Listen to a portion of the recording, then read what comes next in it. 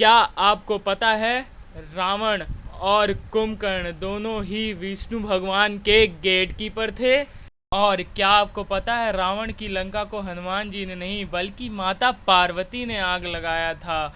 आज आप कुछ ऐसे ही गजब के माइथोलॉजिकल फैक्ट्स जानने वाले हैं। Fact number 9। क्या आपको पता है लक्ष्मण ने अपनी बेटी को ही विधवा कर दिया? आपको यह तो पता ही होगा, लक्ष्मण को शेषनाग का अवतार माना जाता है।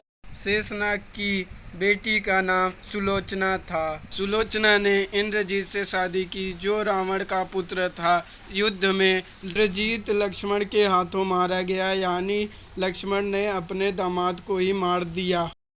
Fact number 8।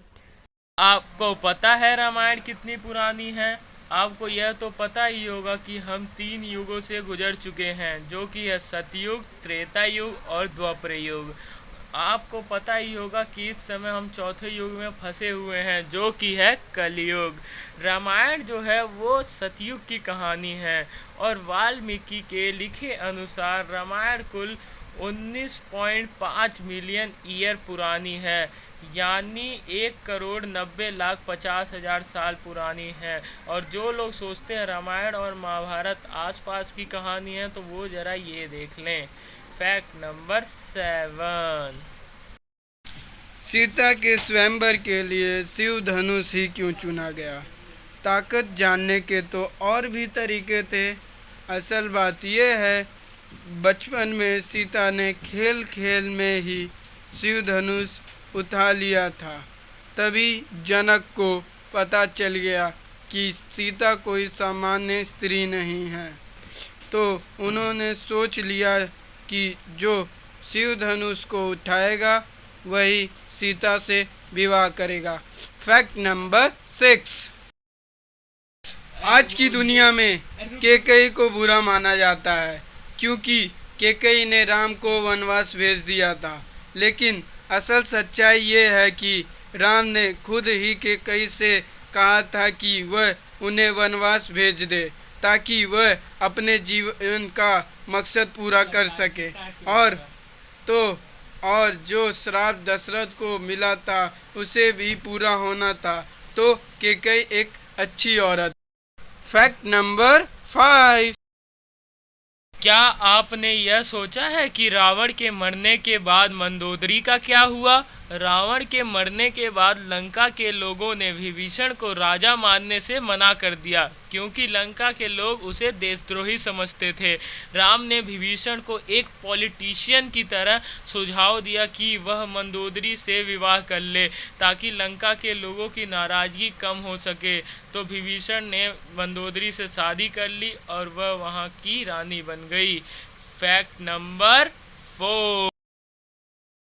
क्या आपको पता है रावण की लंका का दहन हनुमान ने नहीं बल्कि माता पार्वती ने किया था? कहानी की शुरुआत ऐसे होती है, जब शिव जी ने पार्वती माता के लिए सोने की लंका का निर्माण करवाया था। तब गृह प्रवेश के लिए रावण के पिता रावा को बुलवाया था। शिव जी ने उन पर प्रसन्न होकर उन्हें बोला, उन्हें जो चाहिए वह मांग लें। उसने लंका ही मांग ली। शिव जी ने उसे लंका दे दी, पर माता पार्वती ने उसे श्राप दिया कि वही लंका का विध्वंस करेंगी। जब शिव जी हनुमान रूप लेकर धरती पर आ रहे थे, तो माता पार्वती ने कहा वह भी उनके साथ चलेंगी। तो शिव जी ने कहा हनुमान जो हैं बाल ब्रह्मचारी होंगे, तो उन्होंने कहा कि वह उनकी पूछ बनकर चलेंगी। यह साक्षात शिव पुराण में लिखा है। Fact number 3। क्या आपको पता है रावण और कुंभकर्ण दोनों ही भगवान विष्णु के गेट कीपर थे? रावण का नाम था जय और कुंभकर्ण का नाम था विजय। दोनों भगवान विष्णु के द्वार के रक्षक थे। भगवान विष्णु जब भी वहां से गुजरते तो वह उन पे ध्यान नहीं देते। इसे इन दोनों ने अपनी बेइज्जती मान ली थी और वह वहां से चले गए। ब्रह्मा के पुत्र ने उन्हें श्राप दे दिया कि वह अब से पृथ्वी लोक पर जन्म लेंगे। तो भाई विष्णु भगवान से बदला लेना चाहते थे और वह ब्रह्मदेव के पास गए। तो ब्रह्मा ने उन्हें कहा कि वह पृथ्वी पर 7 बार जन्म लेंगे और विष्णु के छोटे मोटे शत्रु बनेंगे, या फिर वह 3 बार जन्म लेके विष्णु के सबसे बड़े शत्रु बनेंगे। तो उन्होंने दूसरा मार्ग चुना। पहला जन्म रावण और कुंभकर्ण और दूसरा जन्म हिरण्याक्ष और हिरण्यकश्यप। तीसरा जन्म शिशुपाल और दंतावक्र। Fact number 2। जब राम और लक्ष्मण वनवास जा रहे थे तो उर्मिला ने कहा लक्ष्मण को कि वह भी उनके साथ चलेगी। तो लक्ष्मण ने कहा कि वह 14 वर्ष तक बिना सोए जंगलों में अपने भैया और भाभी की रक्षा करेंगे, तो वह उनके साथ ना चले। तब उर्मिला ने निद्रा की देवी को बुलाकर कहा कि वह रात में अपने लिए और दिन में अपने पति के लिए सो जाए, और 14 वर्ष तक वह लगातार सोती रही। ये पूरा विकिपीडिया में लिखा हुआ है, आप वहां जाकर देख सकते हैं। Fact number 1। शूर्पणखा के बारे में एक ऐसी कहानी है जो शायद ही कोई जानता हो। इसकी शुरुआत ऐसे होती है कि शूर्पणखा कालकेय के राजा विद्युतजीवा से प्रेम करती थी और उसने उससे शादी भी कर ली।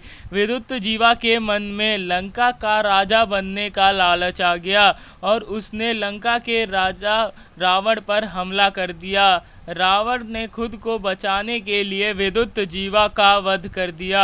शूर्पणखा के मन में रावण के प्रति प्रतिशोध की भावना उत्पन्न हो गई, लेकिन वह जानती थी कि वह रावण बहुत शक्तिशाली है, वह उसका कुछ नहीं बिगाड़ सकती।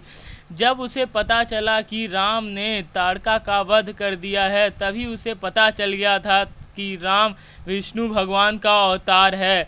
तब उसने अपने प्रतिशोध को अंजाम देने के लिए रावण और राम के बीच दुश्मनी पैदा की और अपने भाइयों को ही मरवा दिया। तो आपको ऐसे फैक्ट कैसे लगे, एक बार कमेंट जरूर करना और थैंक यू फॉर वॉचिंग।